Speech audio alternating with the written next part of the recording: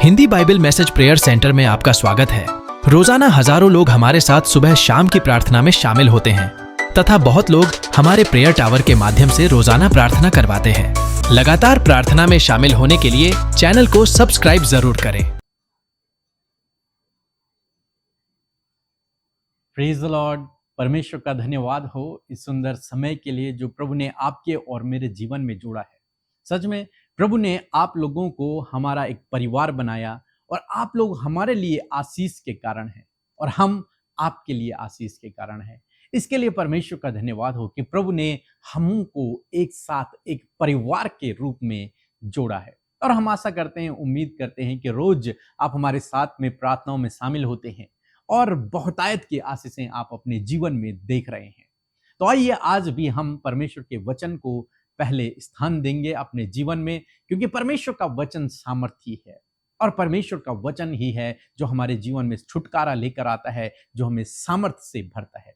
तो इसलिए आप हमारे साथ में आज की प्रार्थना में शामिल होइए। अंत में हम आपके लिए प्रार्थना भी करेंगे, आपकी परेशानियों के लिए, आपके दुखों के लिए, आपकी बीमारियों के लिए प्रार्थना भी करेंगे। तो आइए मेरे साथ में अपनी बाइबल को आप निकाल लीजिए और आज मैं आपको कुछ महत्वपूर्ण विषय सिखाने जा रहा हूं। एक परिवार के विषय में मैं आपको बताने जा रहा हूं, एक विश्वासी परिवार, एक बहुत अच्छे परिवार के विषय में।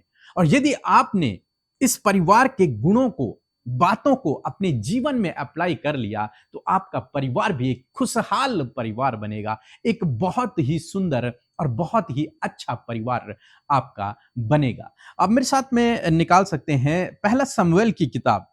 पहला शमूएल की किताब आप निकाल लें मेरे साथ में और 1 पद से 8 पद तक आप जल्दी से अपने आप पढ़ लीजिए। मैं 3 पद से आगे पढ़ते पढ़ते हम लोग जाएंगे और कुछ बातों को हम सीखते हुए जाएंगे। और इस अध्याय से, इस बाइबल अध्ययन से मैं आपको 5 बातें बताऊंगा और ये 5 बातें बहुत ही अधिक इंपॉर्टेंट हैं। पहली बात कि ये परिवार एक विश्वासी परिवार है, परमेश्वर पर भरोसा रखने वाला परिवार है।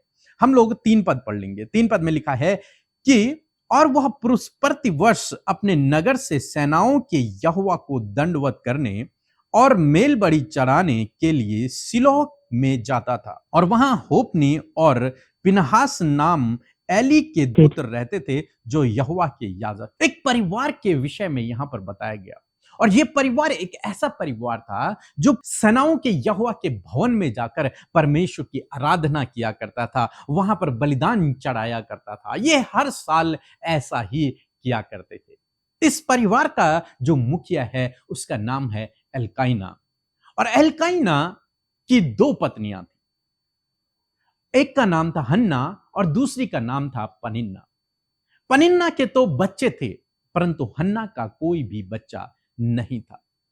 लिखा है, यदि आप मेरे साथ में निकाल लेंगे आगे, यदि हम पढ़ेंगे तो अगर 6 पद आप देखें तो 6 पद में लिखा हुआ है, परंतु उसकी सौत इस कारण से कि यहोवा ने उसकी कोख बंद कर रखी है, उसको अत्यंत चिढ़ाकर कुढ़ती रहती थी। यहां पर लिखा है कि यहोवा ने उसकी कोख बंद कर रखी थी।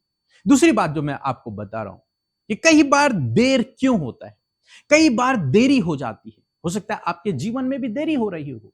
आपने कुछ योजना बनाई और उसमें देरी हो रही है। आप प्रार्थना कर रहे हैं लेकिन आपकी प्रार्थना का उत्तर नहीं आ रहा। यहां पर हन्ना एल्काइना की पत्नी है और इसके कोई भी बच्चा नहीं है। यहां पर लिखा है कि परमेश्वर ने उसकी कोख को बंद कर रखा था। कई बार परमेश्वर रास्ते बंद कर देते हैं, कारण क्या है? कई बार परमेश्वर देर में प्रार्थनाओं का उत्तर देते हैं, कारण क्या है? क्योंकि परमेश्वर के पास हमारे लिए उत्तम योजनाएं हैं, क्योंकि परमेश्वर के पास हमारे लिए बेहतर प्लान होता है। यहां पर हम देखते हैं हन्ना के लिए परमेश्वर के पास एक बेहतर प्लान है जो पनिन्ना के लिए नहीं है। पनिन्ना के तो बहुत सारे बच्चे हो गए, लेकिन हन्ना के लिए एक विशेष प्लान है। इसलिए उसके जीवन में देरी हो रही है, इसलिए उसके जीवन में रुकावटें हैं, इसलिए उसके जीवन में बाधाएं हैं।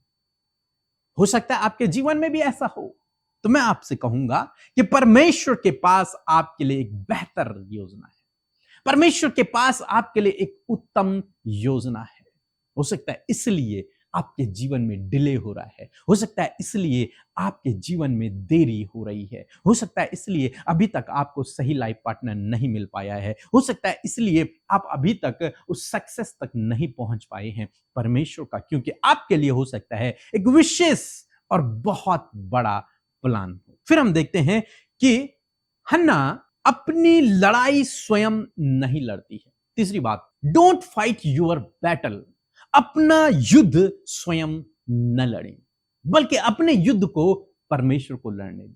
यहां पर यदि 6-7 आप पढ़ेंगे, 6 पद में लिखा है कि पनिन्ना जो थी वो हन्ना को चिढ़ाया करती थी, और 7 पद में लिखा है कि वह तो प्रतिवर्ष ऐसा ही किया करता था, और जब हन्ना यहोवा के भवन को जाती थी तब पनिन्ना उसको चिढ़ाती थी, इसलिए वो रोती और खाना नहीं खाती। ये जो पनिन्ना थी जिसके बच्चे थे, ये हन्ना को चिढ़ाया करती थी, उससे लड़ती थी, उससे झगड़ती थी, उसका मजाक बनाती थी। लेकिन ध्यान देने योग्य बात यह है कि हन्ना के विषय ऐसा नहीं लिखा।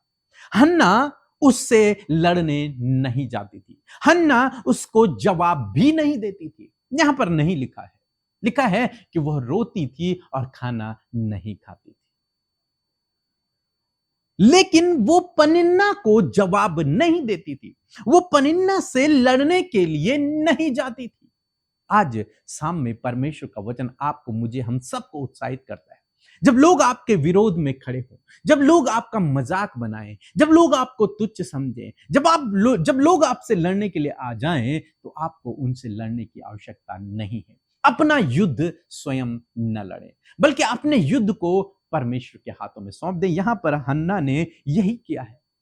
नहीं लिखा कि वो पनिन्ना से लड़ती थी, नहीं, बल्कि वो रोती थी और खाना नहीं खाती थी। एक तरीके से देखा जाए तो उसने अपने युद्ध को परमेश्वर के हाथों में सौंप दिया। चौथी बात जो हम यहां पर देखते हैं कि एक दूसरे को कभी भी डिस्करेज ना करें। बहुत से भाई बहन हैं जो एक दूसरे को जब कमजोर देखते हैं तो उनका मजाक बनाते हैं, उन्हें डिस्करेज कर देते हैं।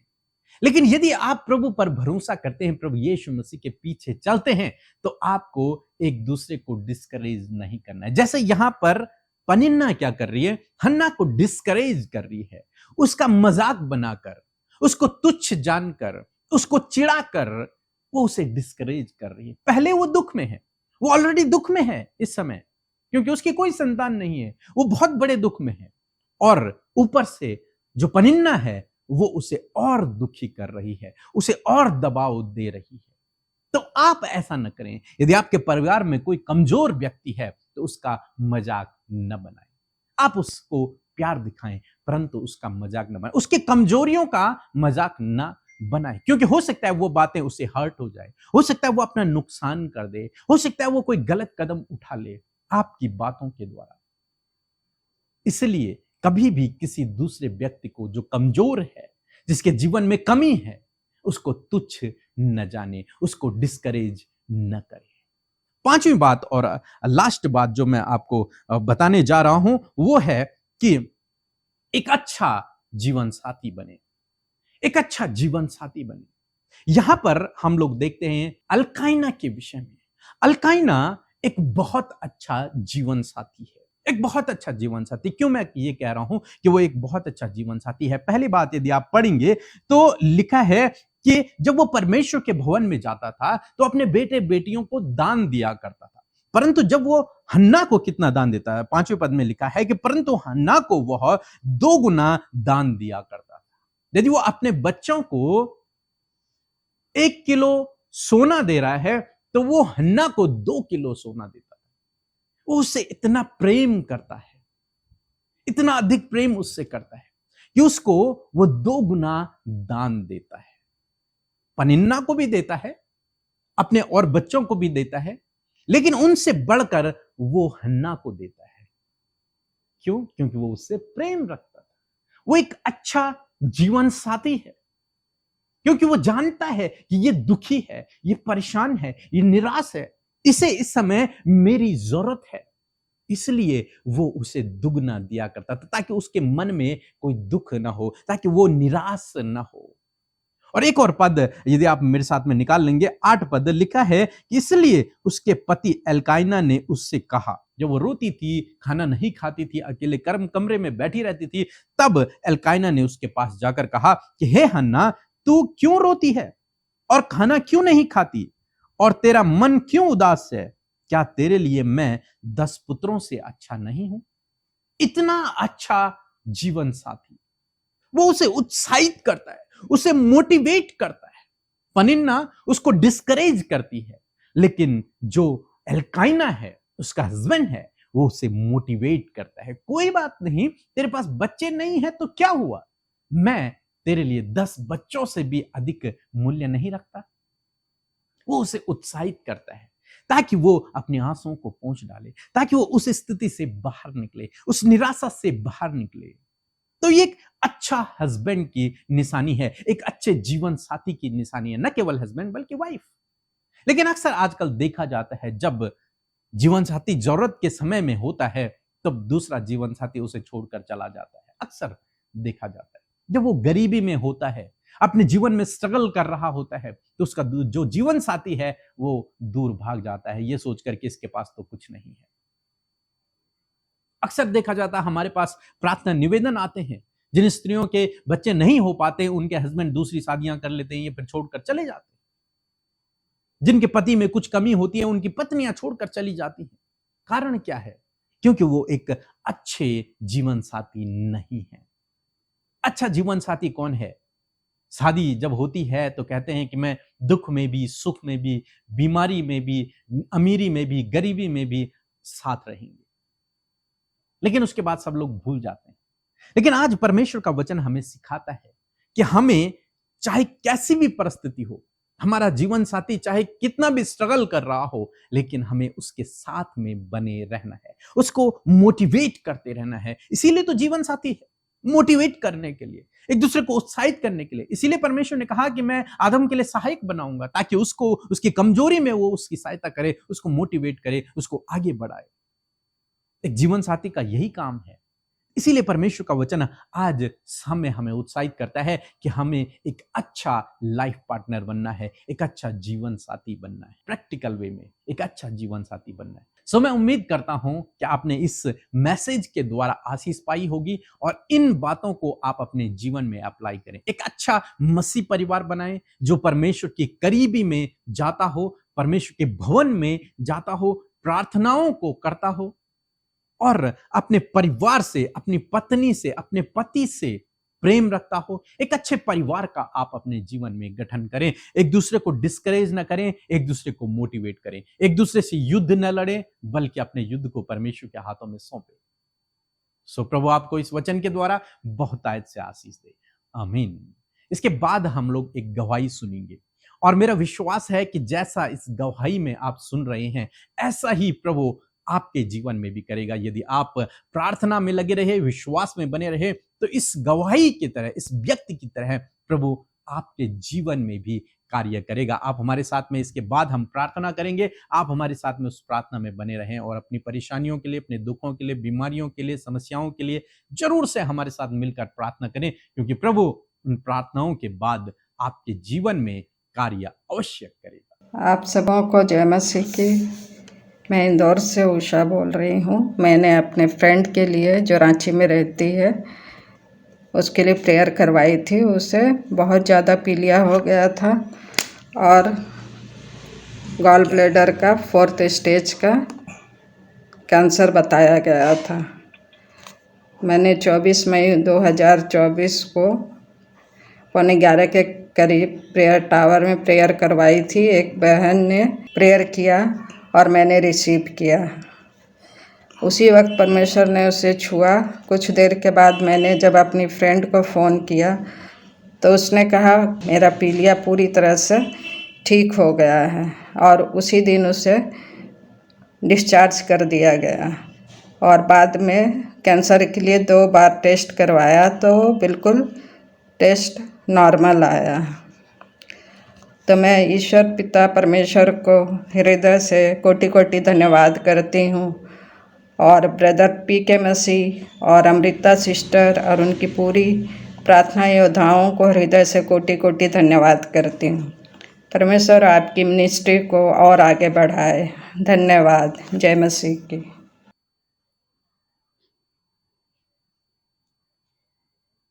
आइए मिलकर आप मेरे साथ प्रार्थना करें, क्योंकि परमेश्वर आज आपकी प्रार्थनाओं को सुनने के लिए तैयार है। जो कुछ भी आज आपके जीवन में हो रहा है, स्ट्रगल, परेशानियां, बीमारियां, मेरे साथ मिलकर आप प्रार्थना करें। प्रभु यीशु मसीह आपको छुटकारा देंगे। आइए मिलकर प्रार्थना करें। धन्यवाद धन्यवाद धन्यवाद करते हैं स्वर्ग में विराजमान अति पवित्र महान सामर्थ्य पिता। हम आपका धन्यवाद करते हैं, आपका आदर करते हैं, आपका सम्मान करते हैं प्रभु, क्योंकि आप इसके योग्य हैं। हम धन्यवाद करते हैं परमेश्वर पिता कि ये सुंदर सी शाम प्रभु आपने दिखाई प्रभु, पूरे दिन भर में प्रभु एक एक पल और एक एक क्षण में आपने संभाला।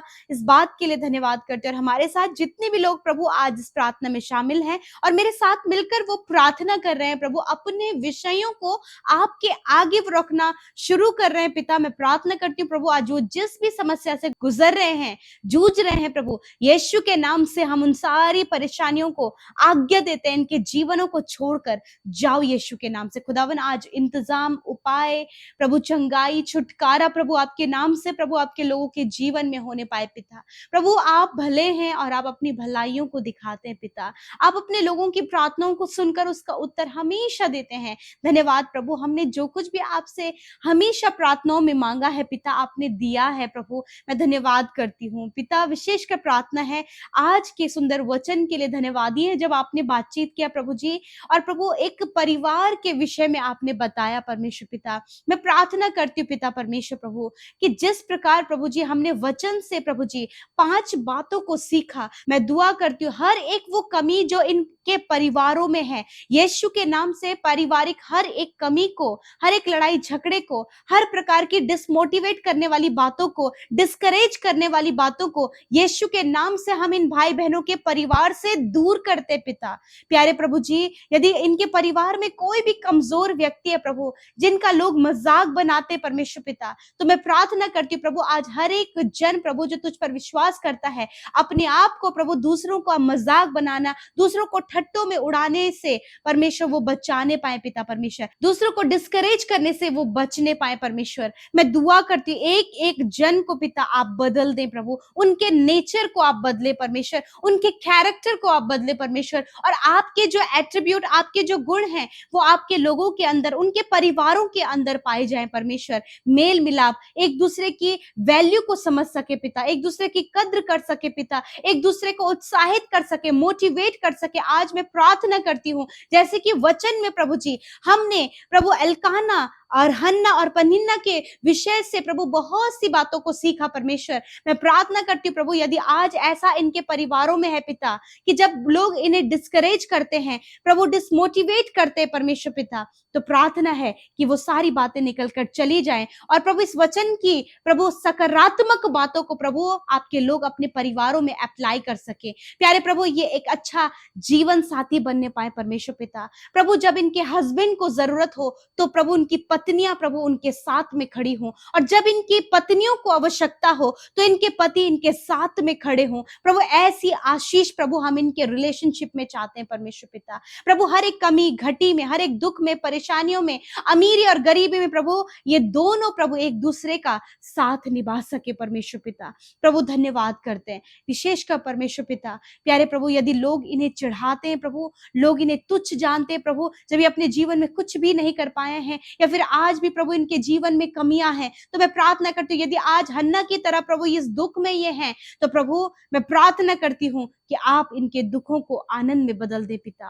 प्रभु यीशु के नाम से जिन बहनों के पास कोई संतान नहीं, मैं दुआ करती हूँ यीशु नासरी के नाम से प्रभु आप उन्हें संतान की आशीष दे मेरे पिता। तेरा वचन कहता है कि गर्भ का प्रतिफल यहोवा की ओर से है और आप अपने वचन को पूरा करने में सामर्थ्य। प्रभु इन बहनों को संतान की आशीष दे पिता।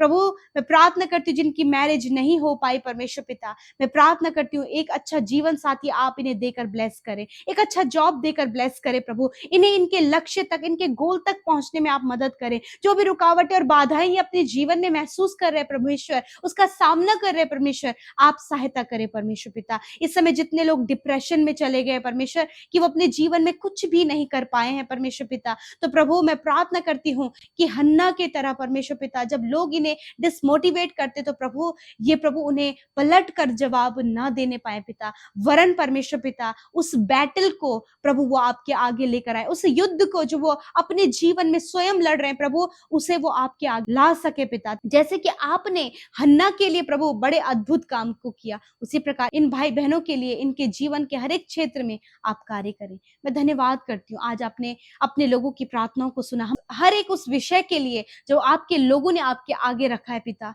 मैं प्रार्थना करती हूँ पिता, उस कर्जे के लिए प्रभु, उस समस्या के लिए, उस डिस्टर्बेंस के लिए, उस बुरी लत के लिए, उस एडिक्शन के लिए, उस दुष्ट आत्मा के लिए जो इनके जीवनों में कार्य कर रहे हैं। तो प्रभु यीशु के नाम से हम उन सब बातों के ऊपर अधिकार लेकर कहते हैं, उन बातों को डांटते, उन भाई बहनों के जीवन से दूर करते यीशु के नाम से। प्रभु कर्जे को, फाइनेंशियल प्रॉब्लम को पिता यीशु के नाम से इनके जीवन से जाने की आज्ञा देते। इस समय जितने लोग बीमार हैं वो अपनी बीमारी की और दर्द की जगह पर हाथ रखें। प्यारे परमेश्वर, आपका वचन कहता है यदि तुम बीमारों पर हाथ रखकर प्रार्थना करोगे तो वह चंगे हो जाएंगे। यीशु मसीह, हम अपने हाथों को बढ़ाते पिता, और आपके लोगों ने भी अपनी दर्द की जगह पर हाथ रखा है। यीशु के नाम से बीमारियां, दर्द, तकलीफ, घाव, चोट, infection, allergy, BP, sugar, cancer, paralyse, हड्डियों की समस्या, मांसपेशी की समस्या इसी वक्त निकल कर चली जाए।